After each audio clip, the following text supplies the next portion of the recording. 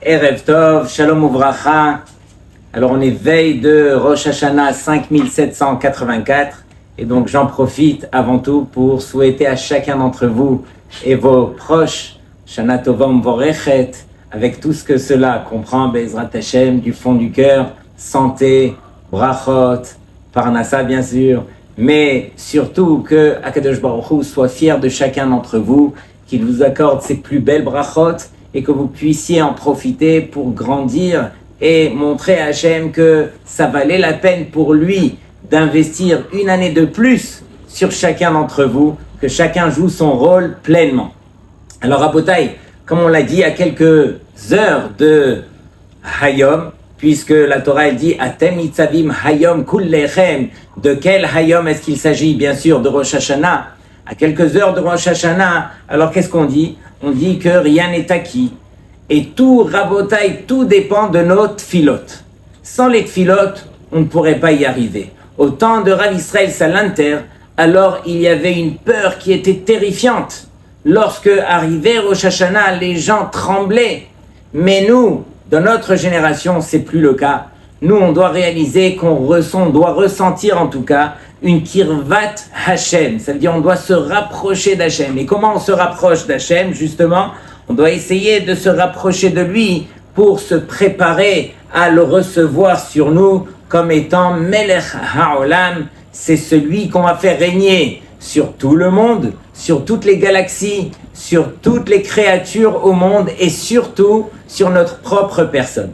On a à la limite de la facilité de faire régner Hachem sur tout le monde. On sait que c'est le roi du monde, c'est Hachem Hu Ha-Elokim. Mais est-ce qu'on vit avec Hachem? Est-ce qu'on réalise qu'il doit régner aussi sur notre personne? Que veut dire régner sur notre personne, Rabotai? C'est tout simplement que nous, on a quelque part notre volonté. Et Akadosh Baruch Hu, lui, il a la sienne. Et souvent, c'est un bras de fer. Qui c'est qui va gagner? Est-ce que c'est ma volonté qui va gagner sur celle d'Hachem ou bien le contraire? Et bien sûr que ce n'est qu'une image, mais il faut comprendre un petit peu le fond des choses. Qu'est-ce que ça veut dire que je fais le bras de fer contre Akadosh Baruch Hu? C'est juste que Akadosh Baruch Hu, lui, il mène son monde où est-ce qu'il doit arriver. Et très souvent dans ma vie, je réalise que les choses n'ont pas été comme je l'avais planifié.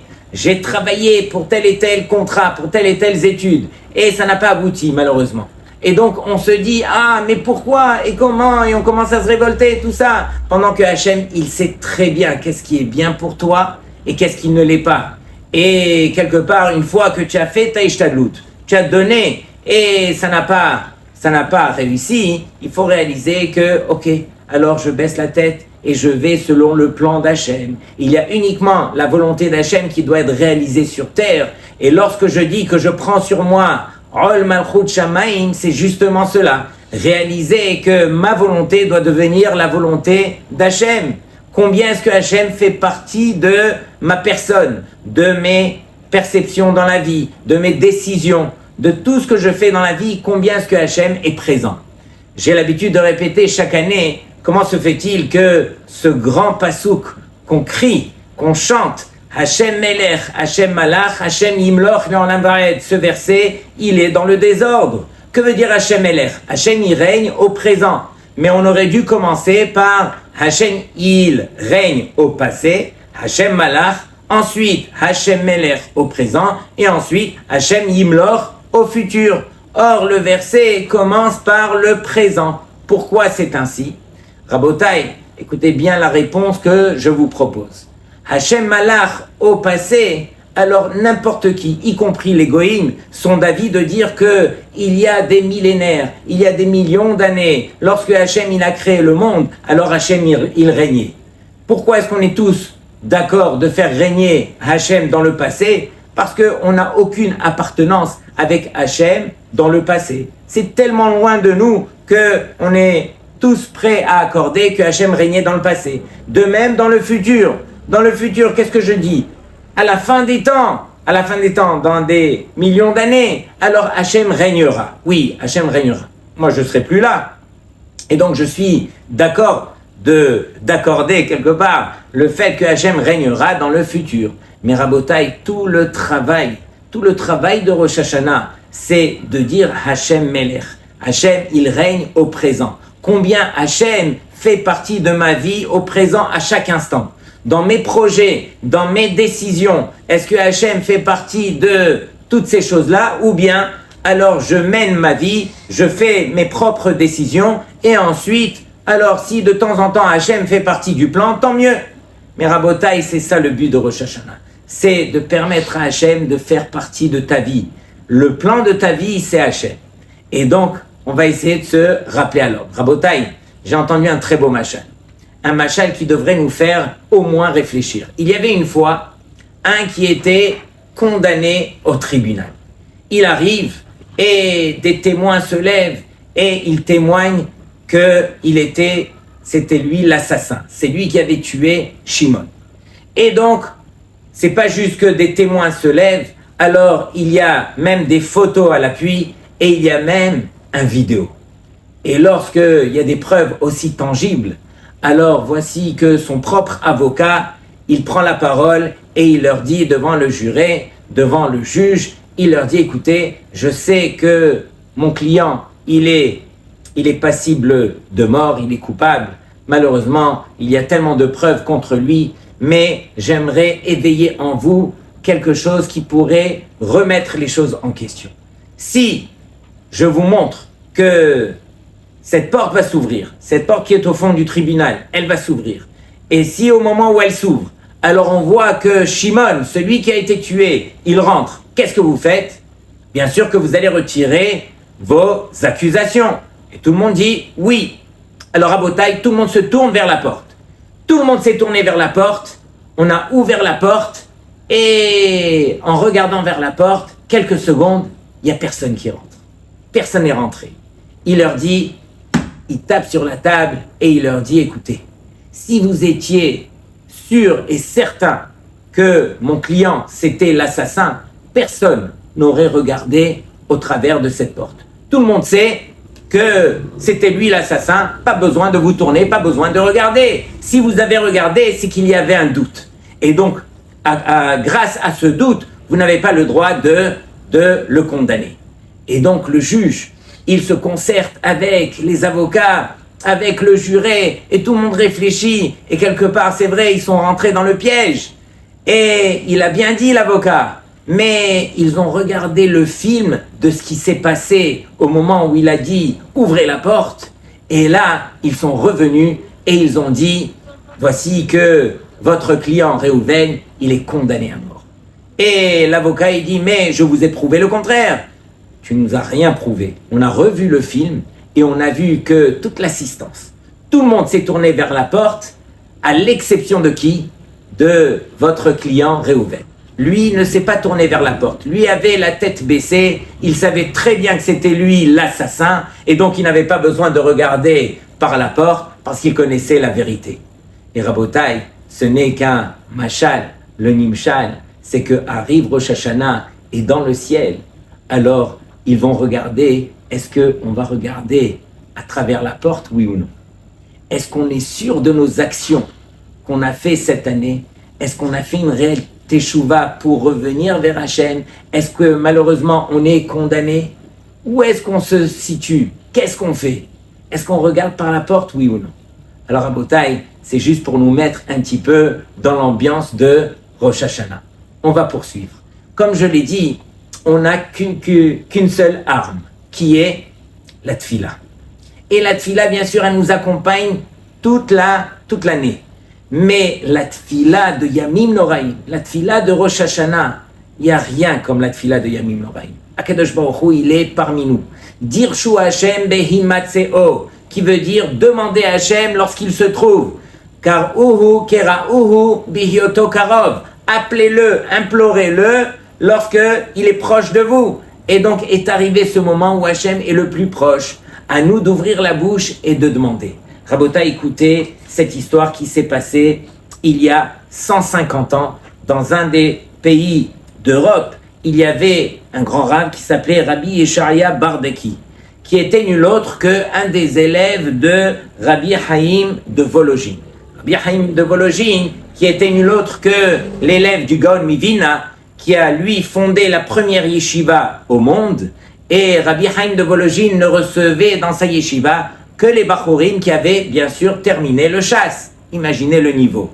Parmi ces Bachurim, il y avait ce Rabbi Yesharia Bardeki. Et lui, son rêve, c'était de monter en Eretz Israël. Mais à l'époque, il y a 150 ans, encore une fois, alors il fallait prendre le bateau des semaines pour arriver en Eretz Israël. Mais pendant des années, il a prié jusqu'au moment où il a dit à son épouse et ses enfants, est arrivé le moment. Son épouse a pris une partie des enfants et a avancé en Israël. Et elle est partie préparer là-bas. Et lui est arrivé après avec ses deux enfants qui restaient, sa fille de l'âge de 7 ans et son fils de l'âge de 8 ans. Et ils sont montés dans le bateau, il y avait 16 personnes dans ce bateau et ils ont commencé à prendre la mer. Et après 2 semaines de bateau, voici qu'il y avait une tempête terrible et le bateau il chavirait, il y avait des vagues de tous les côtés jusqu'au point à ce que malheureusement le bateau lui-même s'est fendu en deux. Ils sont tombés dans l'eau. Et donc, bien sûr, lui, qu'est-ce qu'il a fait, Rabbi Yesharia? Il a pris sa fille et son fils sur les épaules et il a commencé à nager. Il n'avait pas le choix, on est dans la mer. Il a commencé à nager, mais après 1 heure de temps, vous pouvez imaginer, il ne tenait plus. Il ne tenait plus, il s'est mis à pleurer, mais il continuait à flotter, il essayait de nager tant bien que mal, mais là il sentait qu'il allait couler lui-même, qu'il allait mourir avec ses enfants, chas v'shalom. Et donc là, il n'a plus le choix, il sent qu'il ne peut pas supporter la charge de 2 enfants, en plus de la fatigue qui était sur lui. Et à ce moment-là, alors, il se met à citer une Gemara, et il dit la Gemara qui est marquée dans Horayot, la Gemara elle parle de dîner nefashot là-bas, comment est-ce qu'on doit sauver des gens. Et à partir de là, il cite la Gemara qui dit que il y a un din, que lorsqu'il y a un Kohen ou un Lévi, on sauve d'abord le Kohen sur le Lévi. Entre un Lévi et un Israël, on sauve le Lévi en premier par rapport au Israël. Entre un garçon et une fille, alors on sauve d'abord le garçon.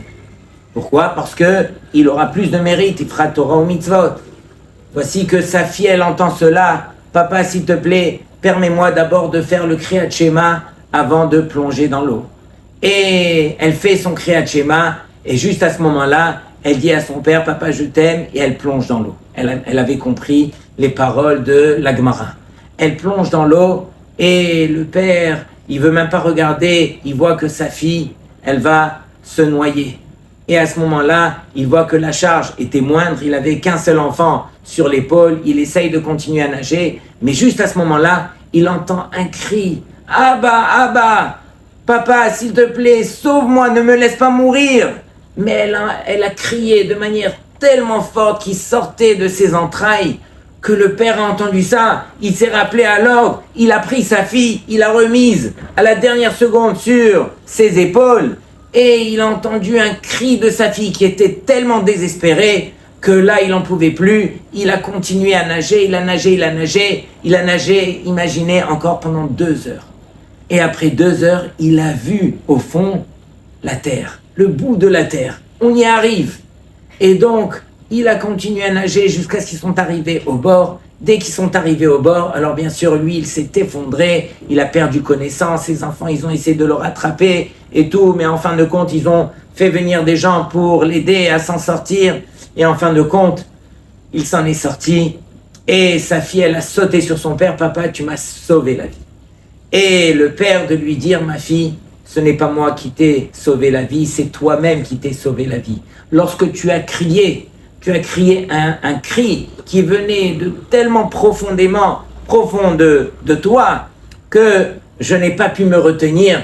J'ai trouvé les forces pour pouvoir te reprendre et pour pouvoir nager encore quelques heures. Alors c'est grâce à toi, ma fille, ces cris-là qui sont venus du plus profond de toi, c'est ça ce qui m'a donné la force. Rabotai, on va se retrouver encore une fois dans quelques heures, Yom Hadin, et donc on a cette arme qui s'appelle la tfila. Chacun d'entre nous, on devra se retourner vers Boré Olam, vers Akadosh Baruch Hu, Melech HaOlam, et lui dire dans nos mots ce qui va sortir de notre cœur.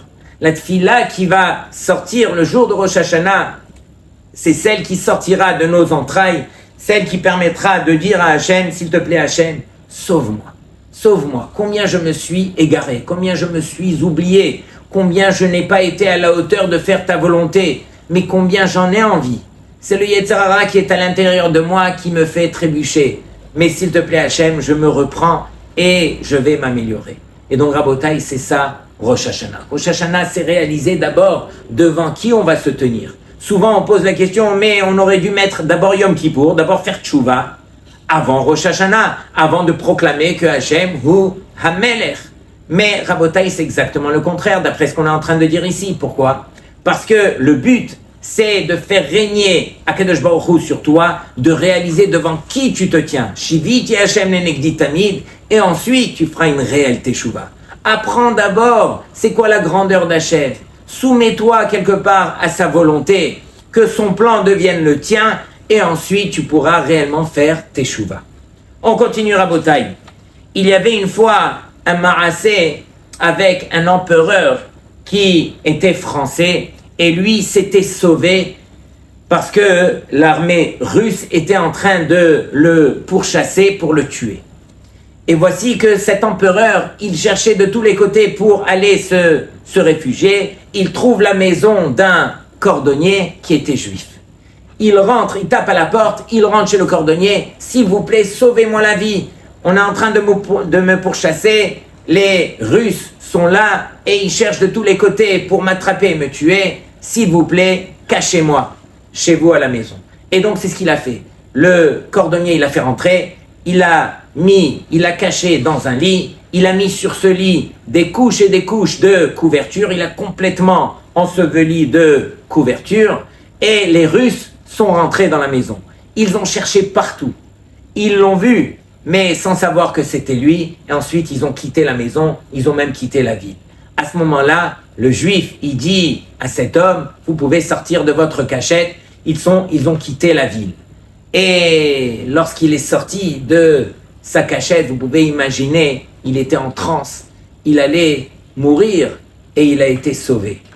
Et à ce moment-là, il dévoile son identité à ce juif. Il lui dit, on ne se connaît pas, je suis l'empereur de tel et tel pays et tu m'as sauvé la vie, demande-moi 3 choses et je te les accorde d'avance.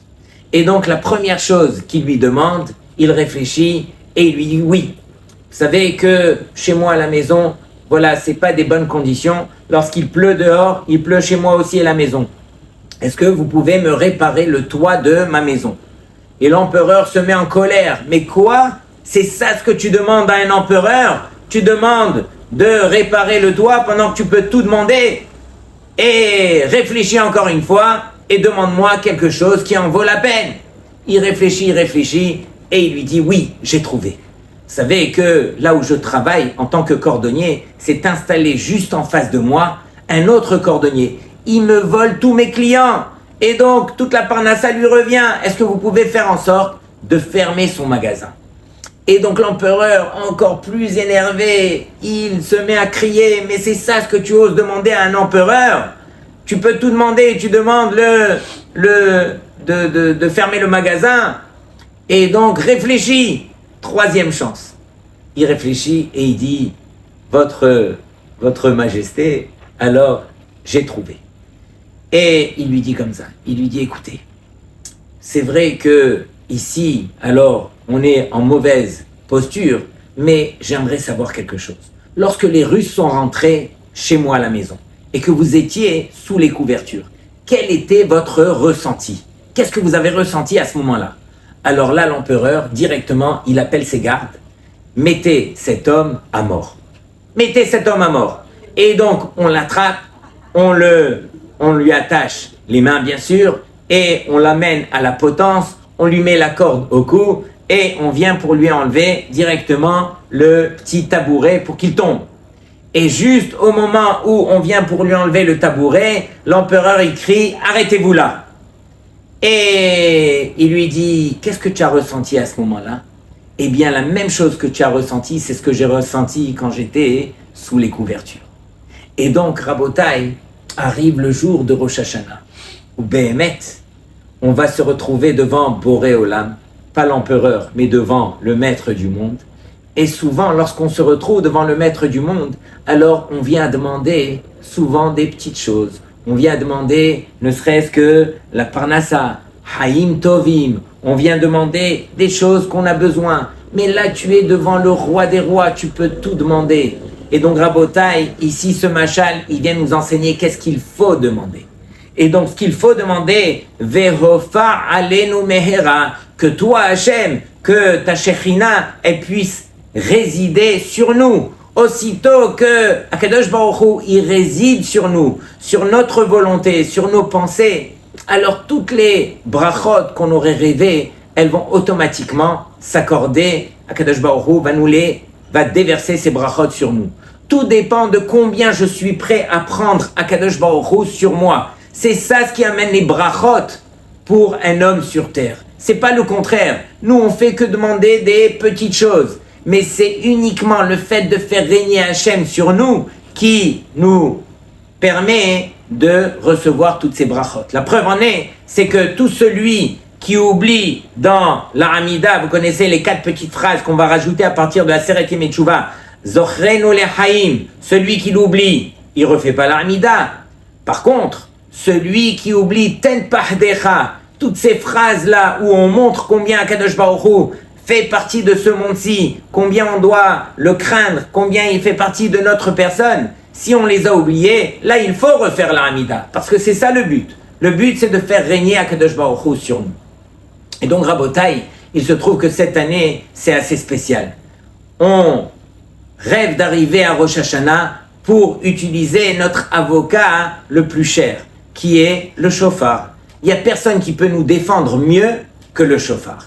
Et Rabotai, cette année, il se trouve que Rosh Hashanah tombe pendant Shabbat, et donc on n'aura pas le srout de sonner le shofar. Et donc, qui c'est qui va nous défendre? On ne va pas sonner le shofar, on sonnera le shofar que le 2e jour, mais le 2e jour, c'est Midé Rabanan. Le 1er jour, c'est Midé Oraita. Et donc, on n'aura pas le srout de pouvoir sonner le shofar. Comment est-ce qu'on va s'en sortir cette année, Rabotai? Et donc, il faut réaliser que c'est vrai, on n'aura pas le srout de sonner le shofar, mais comme on s'en rappelle, on sait que Akadosh Baruch Hu, alors il sort de son Kisei Din et il va sur son Kisei Rachamim lorsque on sonne le shofar. C'est marqué Ala Elokim Bitroa Hashem Bekol Shofar. Elokim, c'est Midat Adin. Lorsque je vais sonner le shofar, alors je permets à Hashem de passer sur son Kisei Rachamim. Et donc, cette année, encore une fois, on a dit on va pas sonner le shofar, mais on va rappeler quoi? Ce que la Gemara nous dit de faire, on va rappeler la Akedat Yitzhak. Quand je vais rappeler la Akedat Yitzhak, alors je permets à Hachem directement de passer de son Kisei Din à Kisei Rachamim. Et donc, cette année, on a un srout spécial. C'est vrai qu'on ne va pas sonner le shofar, mais on va montrer à Hachem que Hachem, de même que les Chachamim, ils ont annulé la mitzvah du shofar quand elle tombe le Shabbat. Et pourquoi? De peur qu'il y ait un juif religieux qui s'est oublié et qui va transporter son shofar, donc c'est une Avera Beshogeg, de peur qu'il va venir à transporter son shofar dans le domaine public. Alors les Chachamim ont annulé la mitzvah du shofar pour tous les juifs, pour toutes les générations et dans toutes les conditions. Et donc, nous aussi, à Kadosh Baruch Hu, on va être mévater quelque part sur cette mitzvah qui est des plus chères à tes yeux, qui s'appelle le shofar. Et on te demande, du fait qu'on a été makriv, le shofar, on l'a quelque part sacrifié ce shofar puisqu'on va pas le sonner. Et pourquoi on l'a sacrifié? Pour faire ta volonté, pour montrer que même une avera beshogeg, c'est tellement cher à tes yeux que on est prêt à être mévater sur le shofar. Nous, on est mévater, toi aussi, Akadosh Baruch Hu, sois mévater. Essaye de faire en sorte de nous protéger. Lorsqu'on fera la Akedat Yitzhak, lorsqu'on va raconter la Akedat Yitzhak, alors, s'il te plaît, protège-nous. Protège-nous du Satan et de tous ceux qui veulent nous accuser par rapport à nos mauvaises actions de cette année. Et Rabotai, j'ai vu un grand chidouche dans le Meshech Chochma. il est marqué que Hagar, lorsqu'elle a été chassée de la maison de Abraham, c'est Sarah qui a demandé à Abraham de la chasser. Finalement, Hagar se retrouve alors à l'extérieur avec son fils, pas de quoi manger ni boire. Et à ce moment-là, alors il y a le malach qui vient s'adresser à Hagar. Et c'est marqué là-bas, Vaikra malach el Hagar minashamaim. Voici que c'est marqué là-bas que le malach, il a appelé Hagar du ciel et il lui a dit, ne t'en fais pas. Accepte ce que finalement Sarah, ta servante, elle t'a demandé de faire et ne t'en fais pas, ton fils sera sauvé. Il lui a montré où il y avait de l'eau, elle a pu lui donner à boire et en fin de compte, de ton fils, il y aura une énorme descendance comme on la connaît jusqu'à aujourd'hui. Mais dans tous les cas, c'est marqué là-bas que le malach, il lui est apparu minashamaim. Par contre, ce même malach, quand elle se trouvait dans la maison de Abraham, c'est marqué Vayomer malach Hashem et directement il s'adressait à Hagar. Il ne passait pas par minashamaim. Il n'y avait pas minashamaim là-bas. Et donc on explique pourquoi. Parce que dans la maison de Abraham, c'était tellement courant d'avoir les malachim, ils faisaient tellement partie de la maison de Abraham qu'on n'avait pas besoin d'appeler Hagar minashamaim. Ils étaient déjà dans la maison, ils se trouvaient là. Pendant que lorsqu'elle a été chassée de la maison de Abraham, ça y est, c'était plus son mérite, elle n'avait plus le mérite de son mari Abraham. Et donc, le malach devait l'appeler minashamaim. Et donc, elle ne le voyait plus. Elle entendait que la voix du malach. Et donc la question que j'aimerais partager avec vous, c'est que lorsque Avraham Avinu birvodov atzmo, il est venu pour sacrifier Yitzhak, qu'est-ce que le verset il dit? Vaikra malach minashamaim. Le malach, il a appelé Abraham du ciel pour lui dire ne tue pas cet enfant, ne lui fais rien. Et donc on pose la question, mais c'est Avraham Avinu lui-même. Pourquoi est-ce que le malach, il a dû appeler Abraham minashamaim? C'est une kushia. Qu'est-ce qu'on répond? On dit, mais non. L'endroit de la Hakeda, elle était tellement kadosh. Abraham Avinu, j'ai une question à vous poser. Abraham Avinu, est-ce qu'il a détourné l'amour qu'il avait pour son fils pour le tuer, ou bien il a tué son fils, il a voulu le tuer par son amour? Alors sur cela, le passouk qu'il répond, il dit, mais non. Prends ton fils, Asher Ahavta et Yitzhak. Prends ton fils avec l'amour que tu portes pour ton fils Yitzhak et prends cet amour et va le sacrifier. Imaginez comment est-ce qu'Abraham, il est arrivé, Mar Bocha, il pleurait. Comment est-ce qu'en même temps, il était sa mère d'aller faire la volonté d'Hachem. C'est ça la grandeur de Abraham. Il a pu surmonter ces deux choses-là. D'un côté, il avait combien et combien de mal à vouloir tuer son fils, et d'un autre côté, avec amour, faire la volonté d'Hachem. Et donc, Avraham Avinu, au moment où il allait faire la Hakeda, alors, qui c'est qui se trouvait à ce moment-là? C'était la présence de Akadosh Baruch Hu lui-même. Les malachim ne pouvaient pas venir, tellement que la présence d'Hachem était là. Et on dit que Avraham Avinu, c'est comme s'il se trouvait, comme le Kohen Gadol, le jour de Yom Kippourim, l'ifnai velifnim à l'intérieur du Kodesh HaKodashim. Et donc, au moment où on va rappeler la Akedat Yitzhak, c'est comme si on se trouvait, mamash, le jour de Yom Kippourim, dans le Kodesh HaKodashim. Et donc, la présence de Dieu était tellement palpable à ce moment-là que les malachim ne pouvaient pas descendre. Et c'est pourquoi le malach, il a dû appeler Abraham minashamaim. Donc, Rabotai, regardez la grandeur qu'on a, nous, cette année, où on va dire à Hachem, ok Hachem, on ne pourra pas sonner ton chauffard, on n'aura pas notre meilleur avocat, mais nous, tout ce qu'on veut, c'est faire ta volonté. On ne sonnera pas le chauffard, on fera la Hakeda comme il se doit, on chantera la Hakeda, on va la faire Bekavana, et on va rappeler par cela tout le mérite de Avraham Avinu, et pas juste le mérite de Abraham, le mérite de Yitzhak, parce que Yitzhak, il avait 37 ans, et pas juste le mérite de Yitzhak, le mérite de Sarah. Sarah aussi Rabotai, elle était bien au courant, puisque le malach, il est venu la voir, et il lui a montré que son fils, il allait mourir. Et elle, Sarah, elle était d'accord. Et donc, quelque part, elle en est morte. peu importe pourquoi elle en est morte, ça, Bli Neder, on le dira pendant Rosh Hashanah. Mais tout ça pour dire que combien est-ce que nos avot ont sacrifié pour faire la volonté d'Hachem. Nous, le jour de Rosh Hashanah, on dira à Hachem, Zocher Aberit. S'il te plaît, Hachem, rappelle-toi de cette alliance que nos avot ont fait pour faire ta volonté.